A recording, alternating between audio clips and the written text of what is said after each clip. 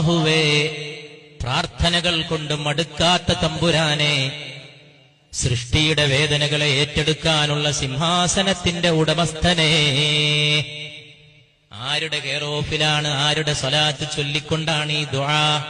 നാളെ ഖിയാമത്തിൽ അല്ലാഹുവിന്റെ അർശിന്റെ വലതുഭാഗത്തൊരു കസേരയിടും. അല്ലാഹുവിന്റെ അർശിന്റെ വലതുഭാഗത്തൊരു ഇരിപ്പിടമുണ്ടാകും, ഒരു കുർസി. അതിൽ ഞാൻ ഉപവിഷ്ടനാകുമെന്ന് പരിശുദ്ധ മുഹമ്മദ് മുസ്തഫ സല്ലല്ലാഹു അലൈഹി വസല്ലം. സഹീഹായ ഹദീസാണ്. ഖൽബുള്ളവൻ ഉരുകേണ്ടതാണ്. ആ മഹത്വത്തിന്റെ മുമ്പിൽ എല്ലാം അർപ്പിക്കേണ്ടതാണ്. ആ മഹത്വത്തിന്റെ മുമ്പിൽ എല്ലാം സമർപ്പിക്കേണ്ടതാണ്. നാളെ അല്ലാഹുവിന്റെ അർശ്